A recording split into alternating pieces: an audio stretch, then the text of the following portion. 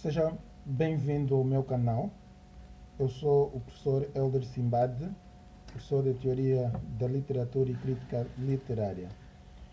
Não pode assistir a este vídeo sem antes assistir ao vídeo anterior, que tem o mesmo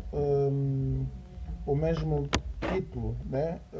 Interpretação de texto literário, e nós estamos aqui para falar especificamente do texto lírico produzido por autores angolanos que não estão isolados, e faz-se imprescindível por vezes fazermos alguma referência a autores de outros pontos para contrabalançarmos a nossa produção, até porque do ponto de vista, digamos,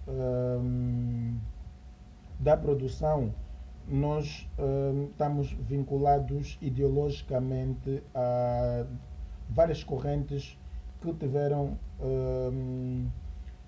que surgiram na Europa, principalmente aquelas do final do século XIX até, digamos, mais ou menos a primeira metade do século, primeira metade, sim,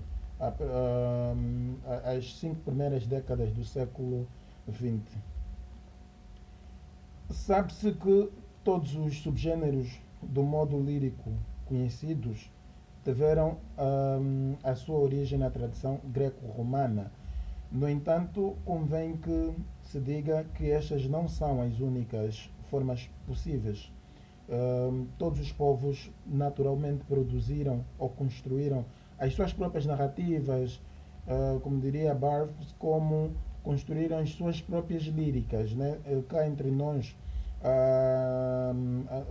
a nossa poesia lírica andava de mãos dadas com a música. A música, e o padre Esterman, entre outros, transcreveram e viram que o que resultava daí era uma autêntica poesia de contornos proverbiais e uma construção metafórica muito mais complexa do que a produção de muitos poetas modernos angolanos, e não só. Então, reitero, todos os povos produziram as suas manifestações líricas particulares, que são conhecidas vulgarmente como poesias tradicionais ou populares. Essas poesias inscrevem-se sob o signo de oratura e caracterizam-se ou concretizam-se, conforme eu já disse, fundamentalmente por via das manifestações musical. O gênero lírico só surgiu na Grécia Antiga em termos de designação, e assim o é porque existe um conhecimento conceptual do fenômeno literário. Foi aí em, onde estão, digamos, os ancestrais da teoria da literatura, né? Platão, com algumas ideias, o próprio Pitágoras, quando falava sobre a linguagem literária e não literária, sermos urbanos e sermos vulgares, assim implicitamente, e derradeiramente o primeiro teórico, considerado o grande teórico da literatura, é Aristóteles, né? Aristóteles, através da sua obra Arte Poética. Deixa-me só dar aqui um bolinho.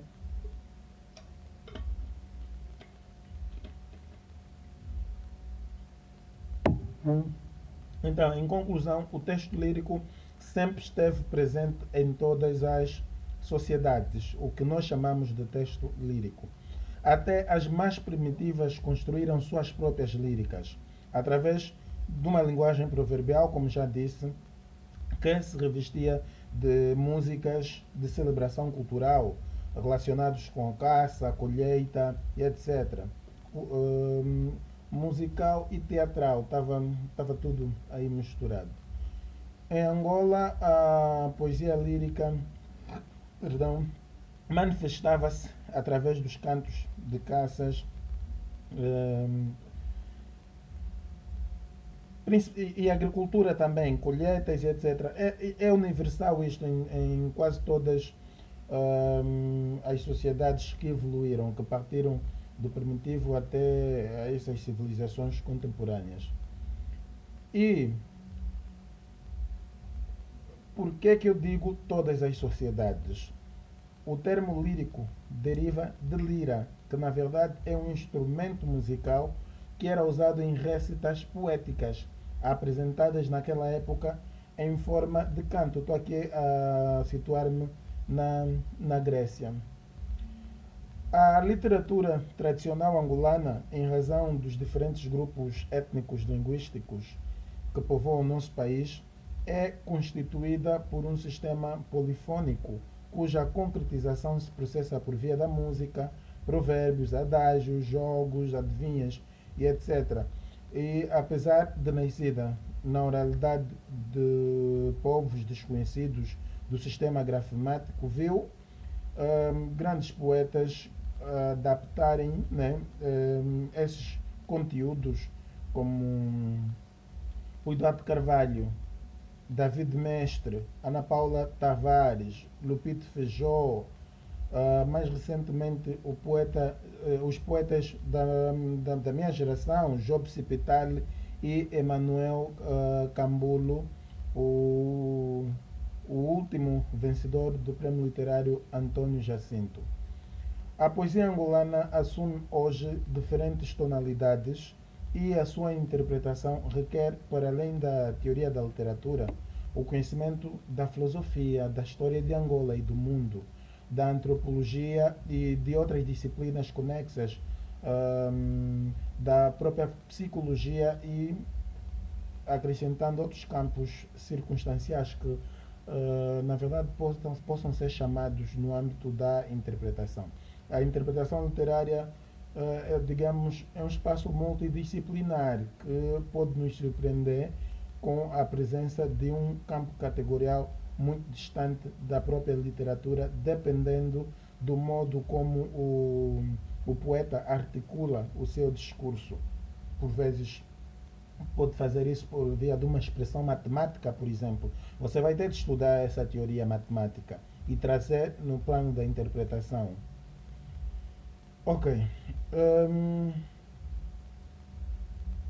Eu não quero aqui trazer uma abordagem endógena. Quem me conhece sabe muito bem que eu sou contra interpretação etnocêntrica.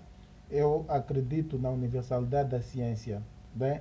Mas para como a literatura, do ponto de vista do materialismo filosófico, pode ser concebida também como uma construção que se situa no campo da antropologia, no caso a antropologia cultural, então é necessário nós chamarmos alguns elementos do espaço, né? Alguns elementos do tempo.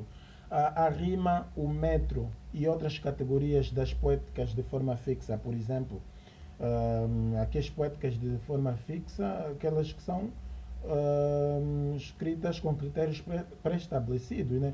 Tu tens duas quadras, dois tercetos e tens um soneto, tens e depois tens a balada, tens um vilancete, tens o ode, etc. Estas realidades artísticas são estranhas para nós, na medida em que sempre que precisamos, em sede do processo de ensino e aprendizagem, buscamos exemplos de autores estrangeiros. Será que o inverso acontece? Agostinho Neto, por exemplo, tem apenas um soneto e nem é muito divulgado, e foi publicado a título póstumo esse soneto. Poetas como Antônio Jacinto, Viriato da Cruz, Joffre Rocha, David Mestre, Rui Duarte Carvalho, Ana Paula Tavares, José Luís Mendonça, Lupito Feijó, João Maimona, João Tala, Amélia da Lomba, Job Cipital e Cintiliane não incorporam esses elementos nas suas obras.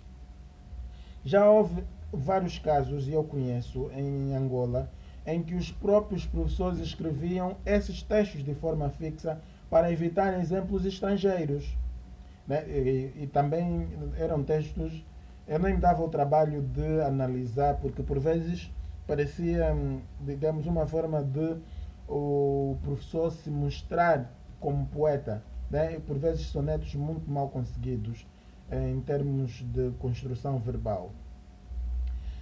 Por isso, em termos de análise, vamos nos concentrar essencialmente no processo de construção da linguagem, isto é, em como se constroem as ideias, pois, em termos de estrutura externa, importa-nos referir apenas os conceitos de estrofe e verso.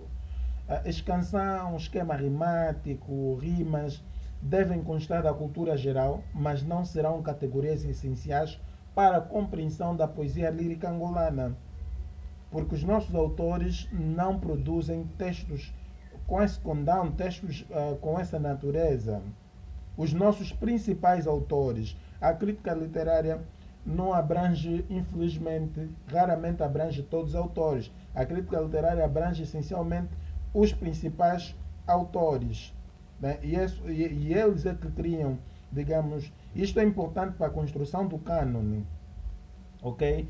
E reitero, as nossas principais figuras não fazem recorrência a essas estruturas que geralmente são chamados para a poesia clássica e etc. As características básicas do texto poético são gerais, embora os poetas por vezes desafiem o que se pré-estabeleceu. No texto lírico exprimem-se geralmente os estados psíquicos do autor, por isso o texto é centrado na primeira pessoa, isto é, no eu, e que por vezes se multiplica convertendo-se em nós, sobretudo na nossa poesia engajada, em que o artífice, ao construir o sujeito poético, por vezes era obrigado a assumir, porque era uma luta coletiva e não uma... Assumir-se como nós era uma luta coletiva e não uma luta individual. As funções de linguagem predominantes são a poética e a emotiva. A linguagem, por sugerir geralmente múltiplas interpretações, é plurissignificativa. Por vezes é um texto com um ritmo e musicalidade, como veremos depois no texto do José Luís Mendonça, que analisaremos no próximo vídeo. Existem 3 etapas para desfrutar uma leitura. Vamos aqui dizer a leitura e a compreensão, né? Leitura e compreensão, a primeira etapa. Depois, análise literária e interpretação, entendida como crítica literária. Vamos lá repetir. Primeiro, leitura, depois compreensão e depois interpretação, que vai ser aqui sinônima de crítica literária. Numa seção mais geral, a interpretação está também nas outras etapas. No entanto, a noção de intérprete literário remete para uma abordagem mais profunda e científica da obra literária, que não é, portanto, uma prerrogativa de todos. Vamos agora conceituar análise literária e é aqui extremamente importante. Aqui reside uma das razões para que nós não tenhamos, apesar de termos faculdade de letras, para que não tenhamos muitos críticos literários. É que o que se ensinam nessas universidades, nesses cursos de letras, é análise literária. O outro passo geralmente não se dá. Ou o estudante, no âmbito do autodidatismo, consegue dar esse passo, ou precisa esperar ter um mestrado e por vezes termina-se o mestrado e nós nem atingimos, digamos, essa etapa. Então vamos aqui distinguir a análise literária da crítica literária. Eu já fiz aqui referências sobre a crítica. A análise é um procedimento por via do qual se desarticulam elementos e se analisam os diferentes aspectos de uma obra literária com vista a entender o seu conteúdo e forma. Né? É um texto formado por 2 quadras, 2 tercetos, com rimas intercaladas, rimas interpoladas. A primeira estrofe é toda ela decassílaba, é heterogênea, é não sei o quê. Tudo isto ainda está no domínio da análise literária. O conto que me proponho analisar é do autor, digamos, do Enga Chito. O narrador é autodiegético, porque traz a narração na primeira pessoa e é a personagem principal. Os factos acontecem Isso é simplesmente análise literária. E é importante perceber que a análise literária é apenas um caminho para a derradeira interpretação literária, que é a crítica literária, que se fundamenta na teoria da literatura e nas mais diversas ciências humanas. Professor Helder, é possível fazer crítica literária sem análise literária? Não. A análise é o caminho para a crítica literária. Você precisa ter essa disciplina, conhecer, saber como se analisa um texto, digamos, poético, e geralmente a análise nos remete um, para um texto e etc. E a obras assim menos significativas, e nós separamos o conteúdo, digamos, externo do conteúdo interno, no caso o fundo e a forma. Segundo Amora, a análise literária se aplica a uma determinada obra e visa explicar sua forma e seu conteúdo. É o que já disse aí antes, né? E a crítica literária também se aplica a uma determinada obra e visa determinar o seu valor. Todavia, muito mais do que determinar o seu valor, diga-se que a crítica é uma interpretação mais extensiva. É uma interpretação multidisciplinar da obra. É, digamos, um confronto dialético entre a obra, autor e o leitor, aqui entendido como intérprete, como aquele que constrói uma abordagem filosófica em torno da obra, relacionando todos aqueles elementos importantes como autor, a sociedade e etc. Quando for interpretar um texto poético, o primeiro passo é ater-se naturalmente à forma, porque tu precisas desse, né, da visão. Verificar como a obra foi escrita, os elementos que a compõem, porque o texto tem uma estrutura plástica e o primeiro extrato é, como diria em Garden, o ótico, ok? Nós temos aí uma forma, mas isto pode não determinar, na verdade, o gênero da obra. Nós estamos a falar de texto poético, né? O texto poético é geralmente escrito em verso, mas é preciso ter cuidado para perceber que o verso nem sempre determina o gênero. Ou seja, um texto pode ser escrito em verso e não ser efetivamente uma poesia. Na verdade, o que determina a classificação do texto não é a forma, senão a fusão da forma e do fundo. Isto é, a sintaxe e a morfologia do texto, não é a forma, e sim a sintaxe e a formologia do conteúdo. Portanto, quanto à forma, o gênero lírico pode se manifestar através do verso, que é sintaticamente curto e quando agrupado em estrofe forma uma estrutura vertical, né? Uma estrutura mais corrida, vertical. O texto lírico também pode ser apresentado por via da prosa, que é sintaticamente mais corrida, organizada em frases, períodos, parágrafos, geralmente, que formam uma estrutura horizontal. Sabendo isso, já é possível determinar o gênero literário de que faz parte, né? O texto, se é lírico, se é narrativo, se é dramático. Porém, sabendo que por vezes os poetas se servem de elementos de outros gêneros para uma construção eventualmente mais ambígua, é preciso ter em conta que também existem os chamados textos híbridos e verificar as características que mais predominam. Repito, o que determina se é poesia ou não é o fundo e não a forma. Nem sempre que um texto estiver em verso estaremos diante de um poema lírico como tal, ok? Por isso é que nós falamos de prosa poética, prosa versificada, por exemplo.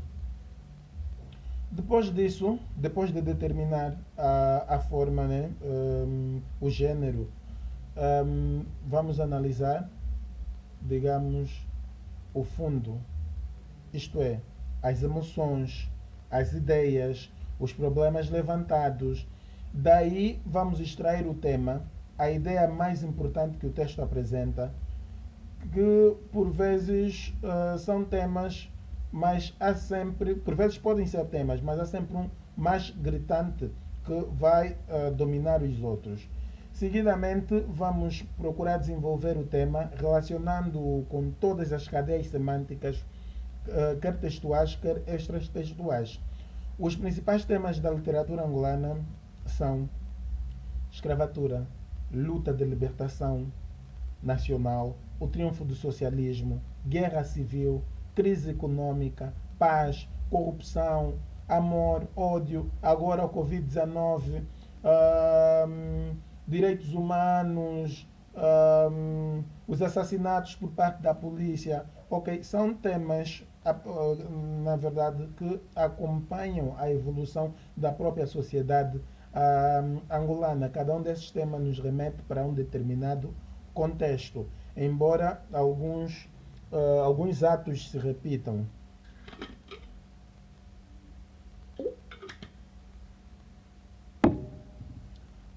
Convém referir que todas essas etapas são pretextuais, ou seja, remetem para o rascunho. A construção do texto de crítica vai variar de intérprete para intérprete. Geralmente os intérpretes têm afinidades com escolas e teorias literárias específicas, mas nós aqui sugerimos a crítica dialética. É uma crítica em que nós não separamos a forma do fundo, ok? Ou seja, a matéria da forma.